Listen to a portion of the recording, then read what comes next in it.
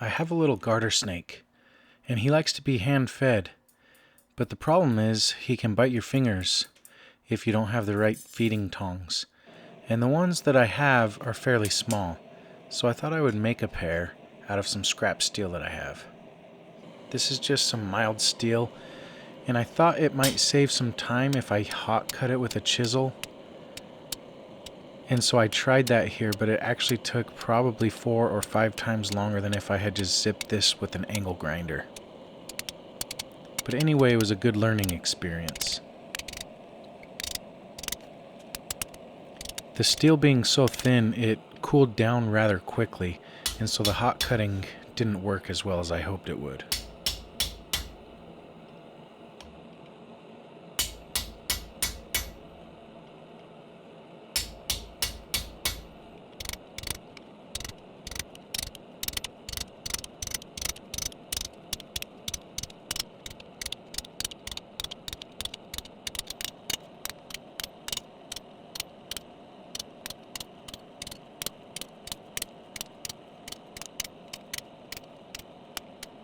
Between filming and trying to split this with the hot chisel, this took me probably an hour and a half to cut through this, which I could have done this in about 3 minutes with an angle grinder.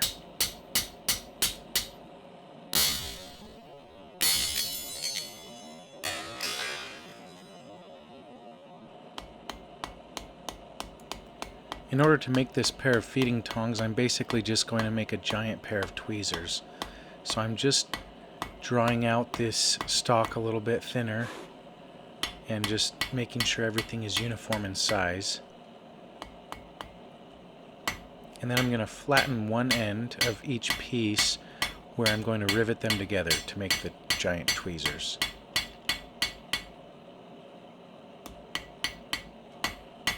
After flattening one end, I just taper down the other end, and that will make it a little thinner and pointier towards the end where I'm going to be picking things up.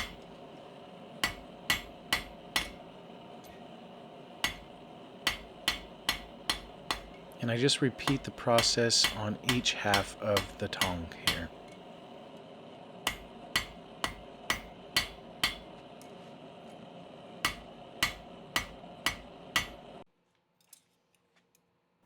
So now I've got each half roughly the same size.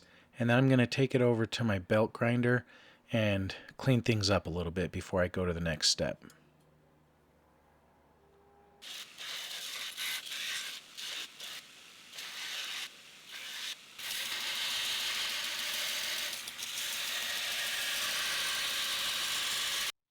This is a Scotch-Brite belt, and it does a good job at blending different areas, and it just puts a nice finish on these tongs.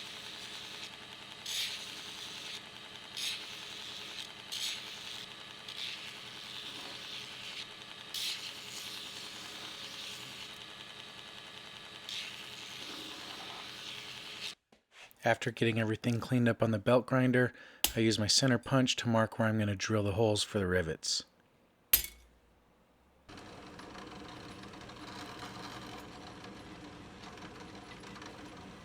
And then I just drill them out with an 1/8 of an inch drill bit.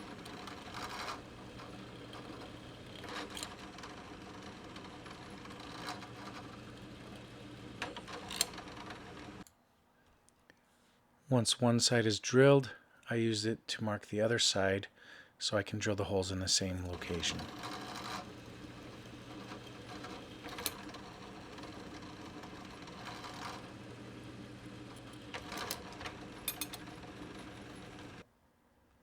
And then I just mark where I want to put a little cant in the tip of the tongs here so that they can pinch things easier.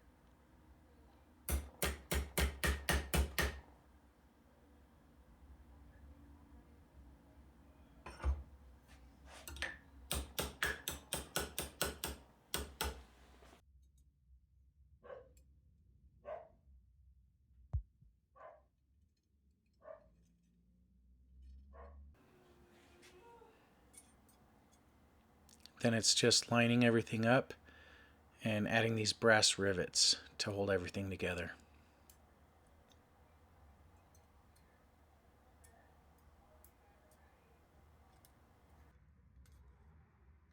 I clip off the excess with a set of dikes.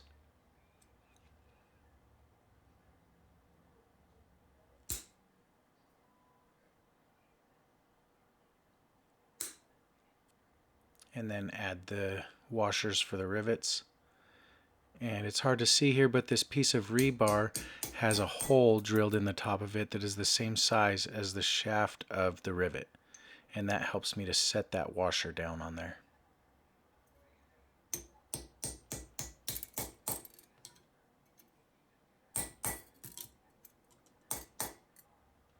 And once those are set, then I can just pin everything over and lock everything in place.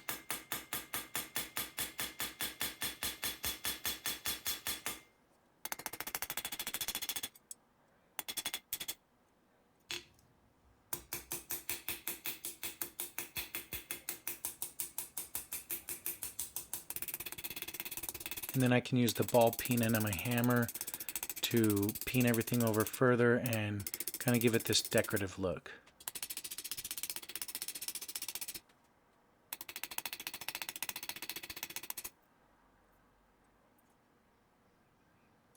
And now they would function as is, but I decide I want to put a secondary cant on the tip of the tongs here so that I can grab things even better. So I chuck it back up in the vise and just use my hammer to put a secondary cant.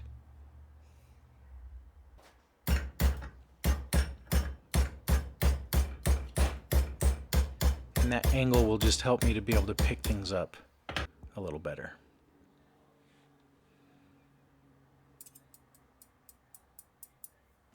So now let's give it a test. My little garter snake here likes to eat chicken livers and chicken hearts and pieces of fish. They're actually really healthy for him. But he likes them to be kind of moving around, and that's what I do with the tongs is I kind of get his attention, and then he grabs it there and eats it. And with snakes like this, that just produces a feeding response as you move the food around for them and they grab it. And obviously the tongs just keep the food away from my hands so I don't get bit during the feeding. And once he goes into feeding response mode, he starts trying to bite anything that moves. So if my fingers are too close, I'm liable to be bit. And I have been bitten before. Luckily with these little garter snakes, their teeth are tiny and it's just like a bunch of little needles and it doesn't hurt. So there's the finished tongs. They're going to be put to good use feeding this snake. And I hope this gives you an idea for something you could make. These are basically just giant tweezers, so if you want to, scale it down, you can make a set of tweezers for your shop. Thanks for watching, and I'll catch you on the next one.